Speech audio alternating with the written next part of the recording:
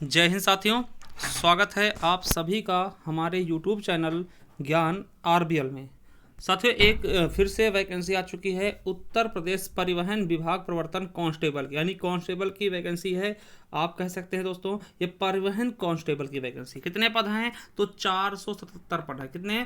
477 पद हैं। और ये भर्ती कैसे होगी तो मैं आपको बता दूं, ये अगर आपने 12th कर रखा है और उसके अलावा पीईटी का एग्ज़ाम दे रखा, ठीक है, तो पीईटी 2022 के अनुसार दोस्तों क्या होगा, इसका पेपर आप दे पाएंगे। ठीक है, तो इसमें फिजिकल भी होगा और कंप्यूटर योग्यता भी होगी। और आपकी जो एज है वो कितनी दी गई, तो 18 से 25 साल तक। ठीक है, हर चीज़ बात करेंगे। और जो छूट है दोस्तों वो अलग है। ठीक है, दोबारा बता दो 477 पद हैं और पीईटी 2022 के अनुसार इसका शॉर्ट लिस्टिंग किया जाएगा और योग्यता न्यूनतम इंटर है। ठीक है, चलिए बात करते हैं। देखिए ये है पूरा नोटिफिकेशन। आप देखेंगे कि यूपी ट्रिपल एससी लखनऊ विज्ञापन संख्या 4 परीक्षा 2023। ठीक है, देखिए विज्ञापन प्रकाशित होने की तिथि आज दिया है 24/6/2023।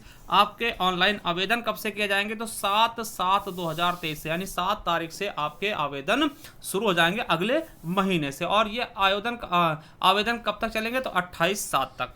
ठीक है, चलिए देखिए जो चीज़ें मेन है मैं उन्हीं चीज़ें बताऊंगा आपसे। ठीक है, देखिए ये यहाँ पे दे रखा है, क्या दे रखा है कि उत्तर प्रदेश अधीनस्थ सेवा चयन आयोग लखनऊ के विज्ञापन संख्या 04 परीक्षा 2023 प्रवर्तन कांस्टेबल मुख्य परीक्षा के अंतर्गत कार्यालय परिवहन आयुक्त, किसके हैं, कार्यालय परिवहन आयुक्त उत्तर प्रदेश लखनऊ के नियंत्रणाधीन प्रवर्तन कांस्टेबल के कुल 477 पदों के लिए दोस्तों ये भर्ती होगी।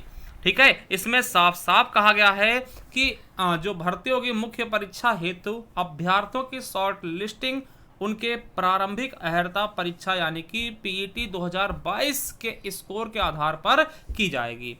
अब देखिए इस परीक्षा में प्रतिभाग हेतु केवल वही अभ्यर्थी ऑनलाइन आवेदन कर सकते हैं जो प्रारंभिक अर्हता परीक्षा 2022 में सम्मिलित हुए हैं एवं उन्हें आयोग द्वारा स्कोर कार्ड वैध संख्यात्मक स्कोर कार्ड जारी, यानी कि उनके निगेटिव मार्किंग नहीं है, ना ही शून्य से ऊपर जितने भी हैं सभी लोग फॉर्म भर सकते हैं। उनको दोस्तों शॉर्ट लिस्ट किया जाएगा। ठीक है, अब आपको बता दें उन्हीं में से शॉर्ट लिस्ट किया जाएगा।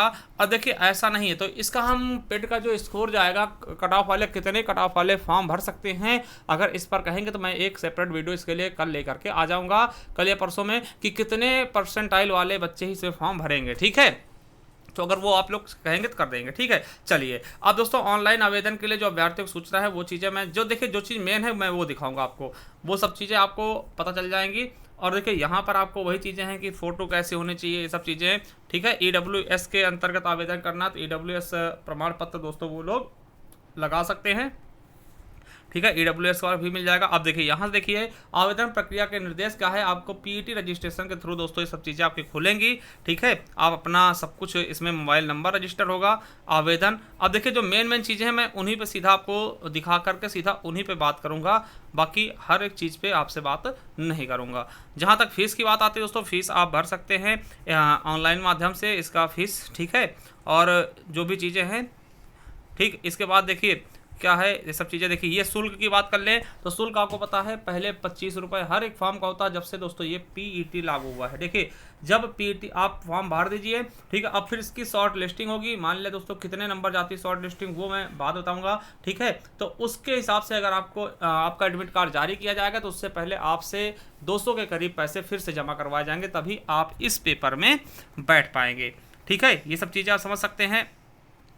अब देखिए फॉर्म प्रिंट ले लेना, क्योंकि बाद में देखिए इसमें लिखा कि प्रिंट का फॉर्म का प्रिंट आउट लेना है, आपको इनको रखना है। ठीक है, चलिए तो ये चीज़ें आप ईमेल पे डलवा सकते हैं इस चीज़ को। ठीक है, चलिए अब देखिए ये सब चीज़ें बताई गई कि संशोधन नहीं की जाएगी अगर आपने नाम गलत भर दिया है, पिता या पति का नाम गलत भर दिया है, पत्राचार पता गलत भर दिया है, ईडब्ल्यूएस श्रेणी वाली चीज़ें गलत भर दी हैं, जाति है ना, लिंग, या फिर दोस्तों आवेदन में जो अधिमानी या फिर अनिवार्य अर्हता उनको गलत भरा तो उनको आप दोबारा से एडिट नहीं कर पाएंगे। ये सब चीज़ें बताई गई हैं। अब देखिए कहाँ पे कितनी वैकेंसी हैं, ये सब चीज़ें बता दूँ किस के लिए कितनी वैकेंसी हैं। तो देखिए यहाँ पे पदनाम है कार्यालय, देखिए विभाग का नाम क्या है, कार्यालय परिवहन आयुक्त उत्तर प्रदेश लखनऊ। क्या है पदनाम, क्या है, प्रवर्तन कांस्टेबल। और देखिए ये पे ग्रेड जो है वो देख सकते हैं आप, है ना, 5200 से देखिए 20,200 के बीच है और 1900 पे ग्रेड का, ठीक है, देख सकते हैं आप। और देखिए यूआर की कितनी है, जनरल कैटेगरी की 225 सीटें हैं, अनुसूचित जाति की 93, अनुसूचित जनजाति की 13 और पिछड़ा वर्ग की दोस्तों 99, ईडब्ल्यूएस की 47, टोटल दोस्तों 477 पद है। कितने हैं, 477 पद, ठीक है। अब इसमें भी देख सकते हैं दोस्तों कि स्वतंत्रता सेनानी के 9 पद दिए गए हैं, ठीक है, स्वतंत्रता सेनानी के 9 पद, और सैनिक के जो भूतपूर्व सैनिक उनके 23 पद हैं, और उसके अलावा महिलाओं के 95 पद दिए गए हैं, और उत्कृष्ट खिलाड़ियों के लिए 9 पद दिए गए हैं, ठीक है। ये देख सकते हैं आप बिल्कुल अच्छे से।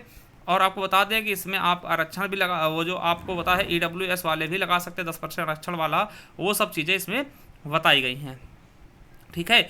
जो चीज़ें देखिए, जो चीज़ें हैं वो मैं आपको बताने वाला हूँ। देखिए उत्कृष्ट खिलाड़ियों के लिए यहाँ आप देख सकते हैं क्या लिखा है कि नियमन, देखिए जो चीज़ है उत्कृष्ट खिलाड़ियों हेतु 2% आरक्षण अनुमन्य है। तो अगर आप उत्कृष्ट खिलाड़ी है किसी चीज़ में तो उसका आप सर्टिफिकेट भी लगा सकते हैं। देखिए अनिवार्य अर्हता क्या है, तो देखिए अभ्यर्थियों के लिए माध्यमिक शिक्षा परिषद उत्तर प्रदेश की इंटरमीडिएट या सरकार द्वारा या इसके समकक्ष कोई परीक्षा उत्तीर्ण करना होगा। मतलब कि आप कम से कम इंटर पढ़े हों, ठीक है, क्या हो, कम से कम दोस्तों आपने 12th की डिग्री ले रखी हो, 12th आपने पूरा कर रखा हो इन सभी चीज़ों के लिए, ठीक है। चलिए अब देखिए कांस्टेबल क्या लिखा है, प्रवर्तन कांस्टेबल के पद पर चयन हेतु अभ्यर्थियों द्वारा लिखित परीक्षा के साथ कंप्यूटर प्रवीणता परीक्षा एवं शारीरिक दक्षता परीक्षा और दोस्तों शारीरिक प्रवीणता ये सब चीज़ें ली जाएंगी। अब देखिए एक चीज़ मैं बता दूं कि इसमें पहले आपका लिखित परीक्षा होगा, फिर दोस्तों लिखित के साथ दोस्तों आपकी कंप्यूटर प्रवीणता परीक्षा यानी कंप्यूटर से भी क्वेश्चन पूछे जा सकते हैं, ठीक है, ये होंगे। उसके अलावा आपका सारी दक्षता परीक्षा यानी कि इसमें आपकी रेस भी है, फिजिकल होगा आपका, पीटी और पीएसटी दोनों चीज़ें होंगी, ठीक है। अब देखिए अभ्यर्थियों के लिए आप थोड़ा सही से देखिएगा, ठीक है। पुरुष के लिए क्या होगी, ऊंचाई की बात करते हैं, अनुसूचित जनजाति के लिए दोस्तों छूट है थोड़ा सा, 160 होना चाहिए, ठीक है, अनुसूचित जनजाति के लिए यानी कि एसटी के लिए 160 सेंटीमीटर, और दोस्तों अन्य अभ्यर्थियों के लिए 168 यानी कि जनरल ओबीसी और एससी के लिए 168 सेंटीमीटर होना चाहिए। उसके अलावा दोस्तों आपको सीना आपका जो होगा, चेस्ट जो होगी वो दोस्तों एससी के लिए कितनी 77 सेंटीमीटर फुलाए बिना, है ना, और फुलाने पर 82 यानी कि आपको 5 सेंटीमीटर फुलाना है। और वहीं पर दोस्तों एससी छोड़ के आप जनरल कैटेगरी से हैं या ओबीसी हैं या फिर एससी हैं, एसटी छोड़ के तो आपको क्या होगा 79 से 84 फुलाना पड़ेगा, यानी 5 सेंटीमीटर आपको फुलाना ही पड़ेगा, ठीक है। आप देख सकते हैं अगर आप एसटी नहीं हैं, एसटी के लिए 160 सेंटीमीटर लंबाई, और इनके अलावा दोस्तों आपका जनरल ओबीसी एससी के लिए 168 होनी चाहिए सेंटीमीटर, और सीना दोस्तों फुलाने के बाद फुलाने पर 79 से 84 होना चाहिए, ठीक है, यानी 5 सेंटीमीटर फूलना चाहिए। वही महिलाओं की बात कर लें तो इनकी दोस्तों जो एसटी हैं उनकी लंबाई 147 सेंटीमीटर होनी चाहिए, और अगर एसटी के अलावा कोई भी अभ्यर्थी है तो 152 सेंटीमीटर होना चाहिए। और महिलाओं का दोस्तों न्यूनतम वजन वो 40 किलो से कम ना हो, क्या 40 किलो से कम ना हो, ठीक है, ये चीज़ आपको बता देते हैं। और अधिमानी अहर्ता में आपको बता दें क्या होनी चाहिए, तो आप 2 साल का दोस्तों न्यूनतम सेवा अवधि का लगा सकते हैं सेना का, और अन्य बातों में दोस्तों आप एनसीसी लगा सकते हैं, जब आपके नंबर बराबर होंगे तो उसमें ये फायदा करेगा, ठीक है। और आयु की बात करें तो आपकी 18 आयु से देखिए प्रथम जुलाई 1 जुलाई से गिनती की जाएगी, 18 वर्ष से 25 वर्ष के बीच में हो, ठीक है, 25 वर्ष के बीच में हो दोस्तों। और जो चीज़ें होती है दोस्तों छूट जो होगी वो आपको छूट भी दी जाएगी एज की, जैसा कि सब में मिलता है। अब लिखित परीक्षा देखिए, चयन का आधार क्या होगा, पहले लिखित परीक्षा, फिर कंप्यूटर प्रवीणता, ठीक है, और परीक्षा, और उसके बाद दोस्तों आपका क्या होगा शारीरिक मानक शारीरिक प्रवीणता परीक्षा, यानी कि इसमें आपका लिखित भी होगा, कंप्यूटर के भी क्वेश्चन आएंगे, ठीक है, उन सब के लिए, ठीक है। और आपको बता दें अगर दोस्तों ये पेपर क्या होता है 1 से अधिक पाली में होगा, ठीक है, तो आपका नॉर्मलाइजेशन भी लगाया जाएगा, ये चीज़ें इसमें बताई गई हैं। अब देखिए दौड़ कितनी होगी, तो दौड़ के लिए बता दें, देखिए ये लिखा शारीरिक प्रवीणता परीक्षा उत्तर प्रदेश परिवहन विभाग में प्रवर्तन कांस्टेबलों की सीधी भर्ती के लिए शारीरिक प्रवणता दक्षता परीक्षा है, तो दौड़ कितनी होगी ये चीज़ बताई गई है, कितनी है, तो पुरुष के लिए 27 मिनट में 4.8 किलोमीटर, आपको पता है यही आपकी रेस किसमें होती है, यूपी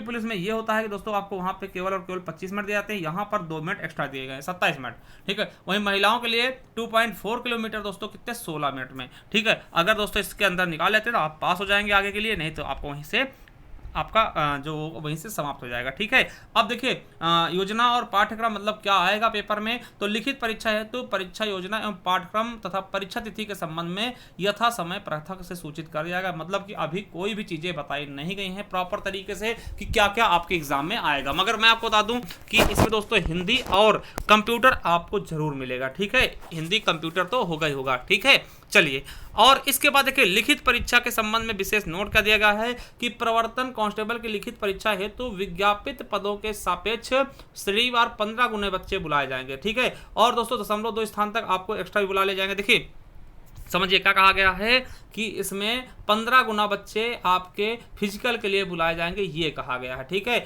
जब आपका पेपर होगा, पेपर के बाद जितने बच्चे पास होंगे तो ऊपर से दोस्तों 15 गुना बच्चे निकाल ले जाएंगे। ठीक है, 15 चौके 20, लगभग दोस्तों आपके 25,000 के आसपास यानी 22,000 के आसपास बच्चे बुला ले जाएंगे, तो ये इसमें बताया गया है। ठीक है, चलिए, और इनमें वो चीज़ें बताई गई आरक्षण के बारे में, और कोई चीज़ दोस्तों आपके हित में नहीं है। जो भी चीज़ें थी वो मैंने आपको एक एक चीज़ें बता दी हैं। अगर फिर भी दोस्तों कोई जानकारी आपको चाहिए तो आप हमें कमेंट बॉक्स में कमेंट कर सकते हैं। ठीक है, ये चीज़ें मैं आपको बता देता हूँ। ठीक है, चलिए, आपको देखिए अब यहाँ पे क्या है, जन्म प्रमाण पत्र हाई स्कूल अथवा समकक्ष परीक्षा के प्रमाण पत्र में अंकित जन्मतिथि ही मान्य होगी। जो हाई स्कूल में आपके दिया हुआ है दोस्तों उसी की जन्मतिथि आपको भरनी होगी।